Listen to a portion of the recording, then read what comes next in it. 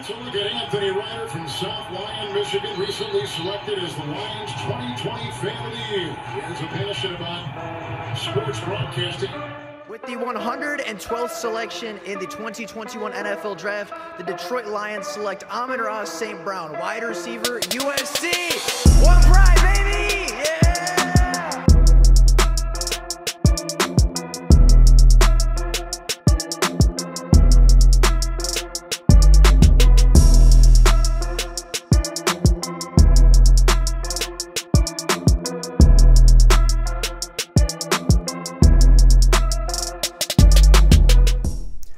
What is going on, everybody? Welcome back to another Detroit Lions video. Now, when Dan Campbell was officially announced as the new head coach of the Detroit Lions, signing a 6-year contract, Lions fans knew that this was going to be a long-term project and a long-term rebuild. And after the trading away of Matthew Stafford just a month or so into his campaign, just a month or so into his tenure, that was made even more evident. A lot of people thought that 2021 would be a regression from the 2020 season as they tore down the bad and put in a new foundation for the Detroit Lions, and they were correct. The Lions did get worse statistically in 2021 from where they were in 2020, but the foundation was built on players like Penei Sewell, Frank Ragnow, Jonah Jackson, Taylor Decker, DeAndre Swift, and several others. And this year, the Lions are looking to improve. But what a lot of people didn't expect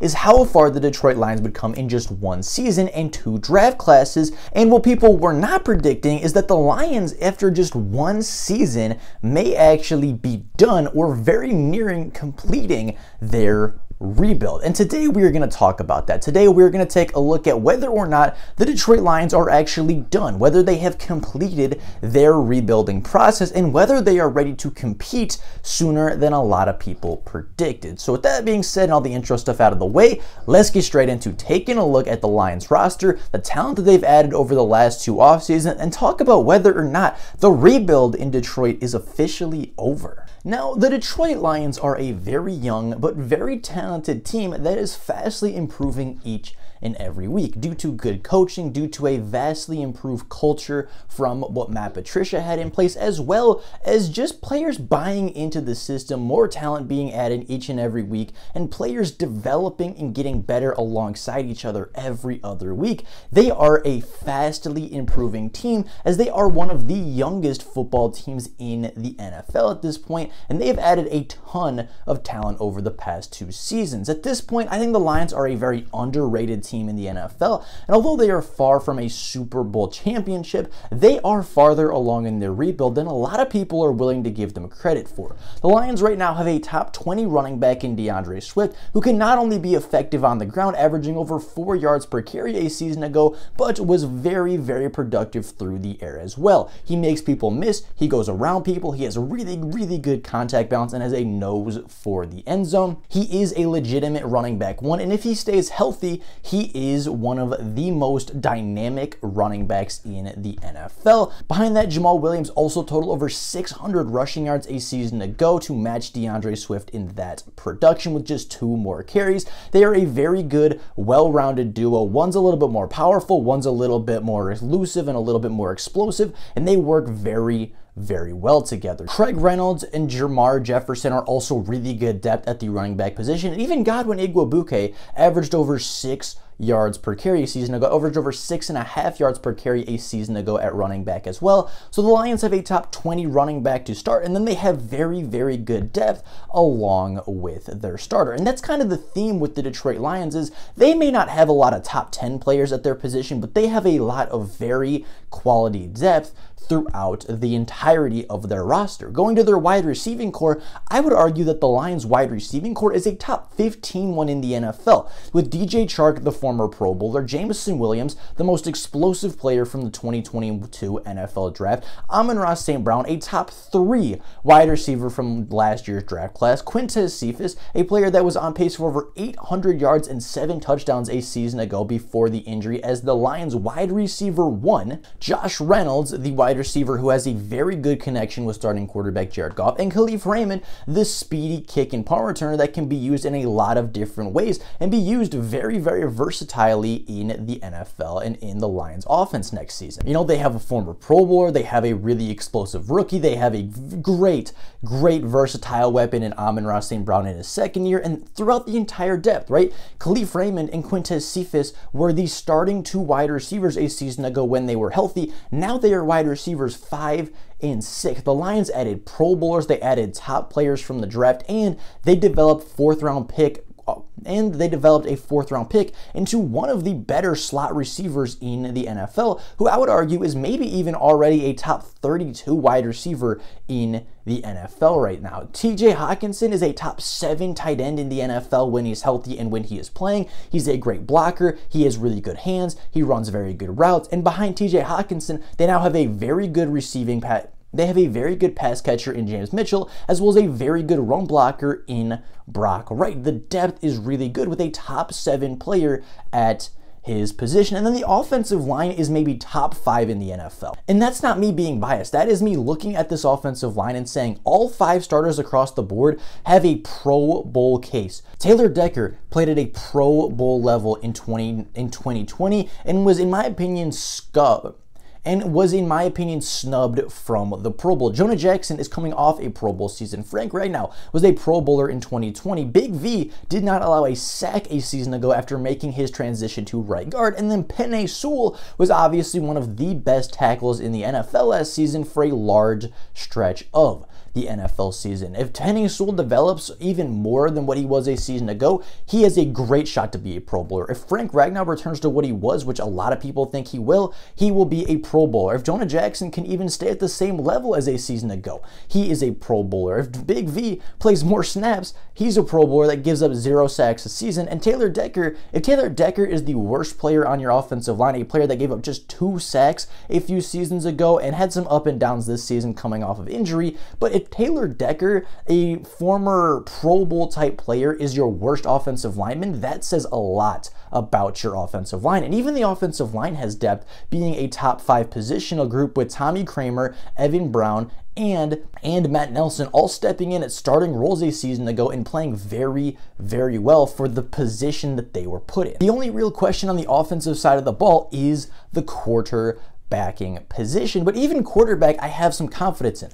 Jared Goff is by no means a bad quarterback. Jared Goff is a top 20 quarterback in the NFL, which might not sound great because 20 out of 32 is still bottom half of the NFL, but Jared Goff has taken a team to a Super Bowl. Jared Goff has led multiple teams to playoffs and playoff wins with the right coaching and right talent surrounding him, and Jared Goff last season was the sole reason why the Detroit Lions had 3 straight home wins to end the season, and a huge reason why the Lions finished 3-5-1 to end the NFL season and finished the latter half of their season as a 3-5-1 team that was very nearly close to being a 500 or even a 500 plus team a season ago. Jared Goff finished the season with 9 touchdowns and 2 interceptions in the last few weeks of the NFL season. He finished and salvaged his 2021 season with the latter half of said season, and he played very well. If Jared Goff can stay at that level, the Lions will be in great shape on offense. They will have a top 15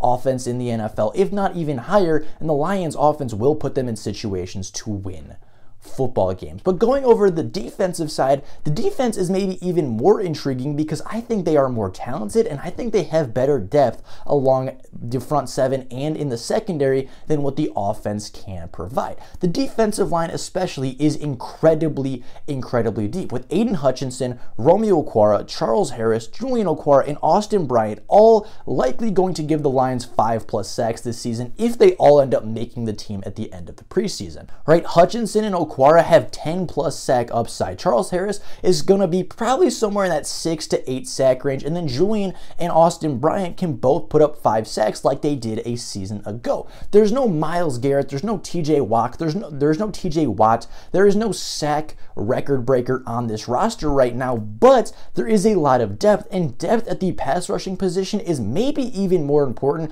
than having the best pass rusher in the NFL. The best pass rusher, Myles Garrett, is great, but if you have 5 to 6 guys that can give you 5+ sacks a season and keep the rest of your team healthy, keep the rest of your team fresh, that is arguably just as important as having a top-tier elite edge rusher in the NFL. As far as interior defensive line, they are incredibly young and very talented, with Aleem McNeill coming off a first-team all-rookie voting as maybe the best defensive tackle in this year's rookie class. Levi Onwuzurike, from what I've heard, has put on 10 to 15 pounds of really good muscle this offseason and is finally getting healthy and is healthier than he was at any point a season ago for the Detroit Lions. Josh Paschal, the second-round pick, is going to come in and play an immediate impact role in the interior of the Detroit Lions defensive line. And then you have John Penisini and Michael Brockers, who are very different players, but are very good depth. Michael Brockers being the leader in the locker room and being the leader and veteran on the field as the only player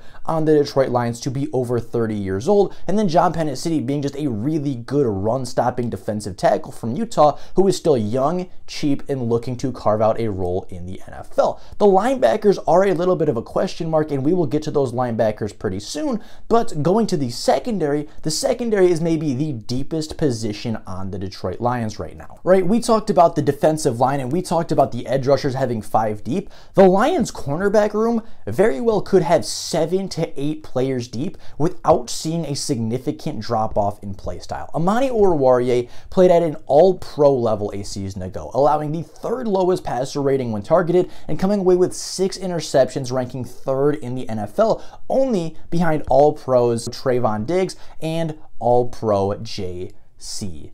Jackson. Both of those players went to Pro Bowls. Both of those players got all-pro attention, and Amani Oruwariye didn't get that attention, but he played up there with some of the best cornerbacks in the NFL a season ago. Jeff Okudah is coming back from injury and under some of the best coaching in the secondary that there is to offer in the NFL. I truly believe that Jeff Okudah will bounce back next season and will be a very good player for the time that he is on the football field. And then AJ Parker, as an undrafted free agent last year, stepped in and played really, really well as a slot cornerback in the NFL. Not to mention that Jerry Jacobs played starting time a season ago and allowed just 1 touchdown in 9 games. Ifeatu Melifonwu, I believe, started 7 games, and although he didn't come up with an interception, had, I think, 4 to 5 passes defended and 2 fumble recoveries, meaning he was around the ball to make plays when plays needed to be made. And then, obviously, Mike Hughes a season ago, who started as the cornerback 1 for the Kansas City Chiefs, who played in the AFC Championship,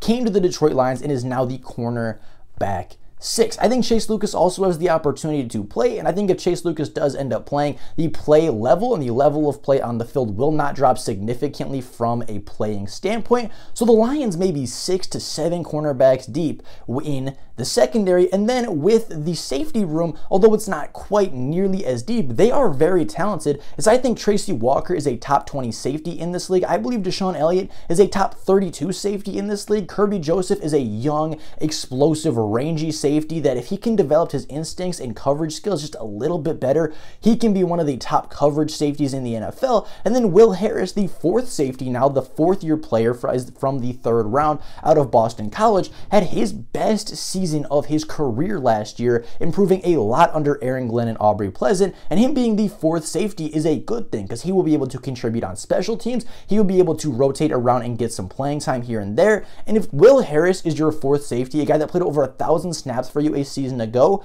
that is not a bad thing to have for the Detroit Lions. Now, on top of that, the Lions finished last year with a top 10 special teams unit in the NFL. And although special teams will not win you games, and although special teams is by far the least important of the 3 sides of football, special teams can win you a football game or 2. Special teams, especially good special teams, can put your team in better position. And although they might not be the team to be scoring the points, they are the team that sets you up for offense. They are the team that sets you up for defense. And having a good special teams is a great complement to your football team because it can elevate you by a win or 2 each and every season. Now, overall, I don't believe the Detroit Lions have a ton of superstars on their roster. For me, a superstar is somebody that is easily and undeniably top 10 at their position in the NFL. For me, that is Frank Ragnow, that is TJ Hawkinson, and I would say arguably it is Amani Oruwariye. Those are the only 3 superstars that I see on this roster. They do not have a superstar wide receiver yet. They do not have a superstar quarterback, nor a running back. They do not have a a superstar offensive line at every single position, although I think they are very good at the offensive line across the board. As I mentioned, they don't have a top 10 pass rusher. They don't have a top 10 linebacker, and they do not have a top 10 safety in the NFL. But what they do have is exceptional depth at every single position now, at every single spot. They have at least 4 deep at every single position, with obviously the exception of quarterback. And the only real question marks left on this team are quarterback and linebacker, and even linebacker I think has some versatile tools that are going to make plays in the 2022 season. So with all that being said, let's answer the question we started with today. Have the Detroit Lions completed their rebuild? Are the Detroit Lions ready to compete right now for a Super Bowl? The answer is obviously no. However, the Lions are farther ahead in their rebuild than a lot of people thought they would be at this point. With all the depth and all the talent that they have accumulated over the past couple of off seasons, as well as having the 28th strength of schedule this season, the Lions may not be ready to win a Super Bowl yet, but the Lions are certainly ready to draft a rookie quarterback. They certainly have the roster in place now to draft their rookie in next year's class that can put them over the top. And the Lions are not ready to win a Super Bowl next season, but they are certainly ready to start competing and start winning football games next season in the NFL. So with all that being said, that is it for you guys today. Thank you all so very much for watching, and until next time, and as always, go Lions.